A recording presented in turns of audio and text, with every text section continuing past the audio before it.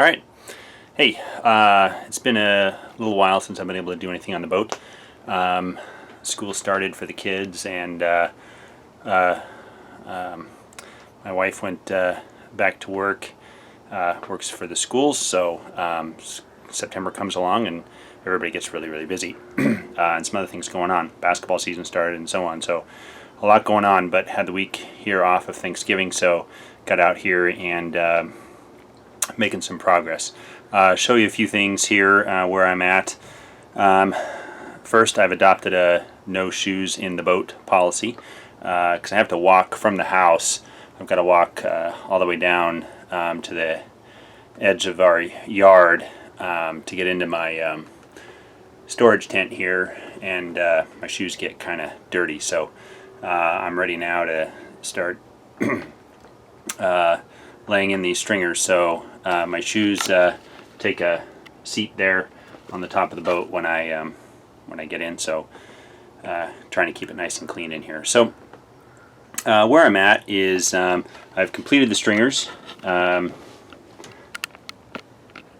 a new camera here, so as you can see, this is these back set of stringers. They're sitting underneath the motor. Those two stringers are separate from the stringers going forward, but they're cut to height. To the deck should sit right on top of those.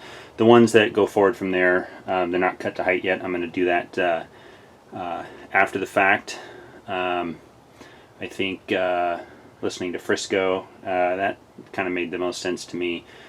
Also for another reason, as you can see, I've put spacers between the stringers. This is the strategy I've used because here in the Pacific Northwest, it's hard to get this plywood to just stay straight. And using the other method where you spacing method where you lay a board, say across this way, and then have two other boards that come off of that to sort of straddle the stringers and hold them in place. That wasn't working too well, particularly because the longer boards here for my stringers were quite bowed from the center. So this method of putting in some spacers has really helped, and they'll come out when after the stringers are bedded in and in a fixed spot. So anyway, that's the strategy I've taken there. Looking forward, no shoes means slick.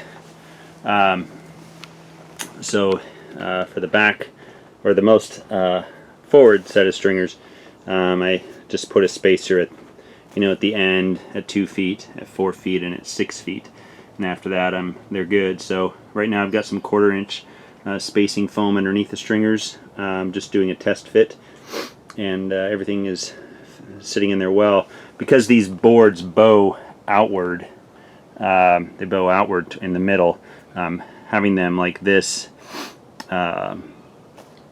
with the spacers in between really helps keep them straight, because the boards essentially it pulls the center together, and it allows them to work against each other and stay nice and straight. So this is the second set of stringers I cut for this section.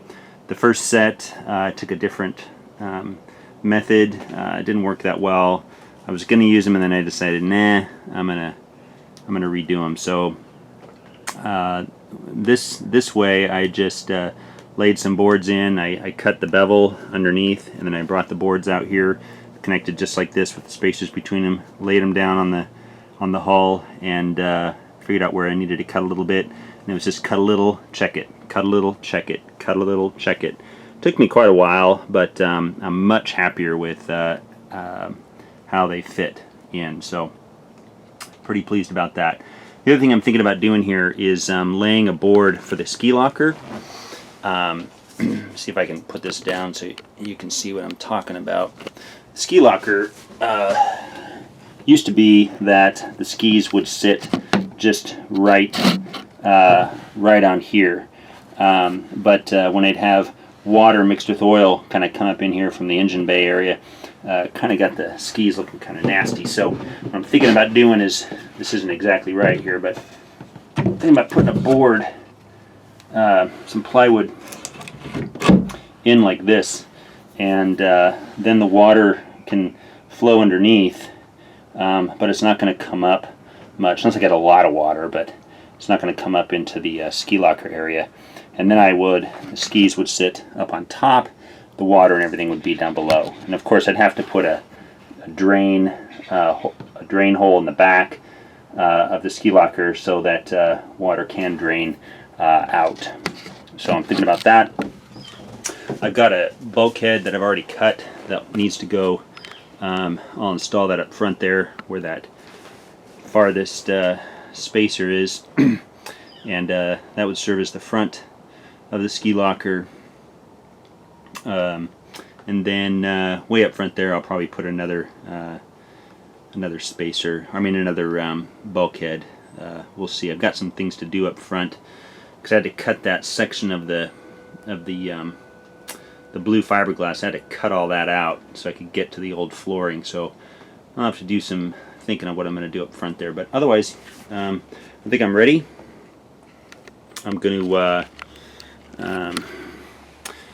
start cleaning this hull up with some acetone, mixing up some peanut butter, and getting these things in place. All the boards have been coated in resin, yeah, I think we're ready to go. So I'm going to get started on that and show you the progress when I'm done.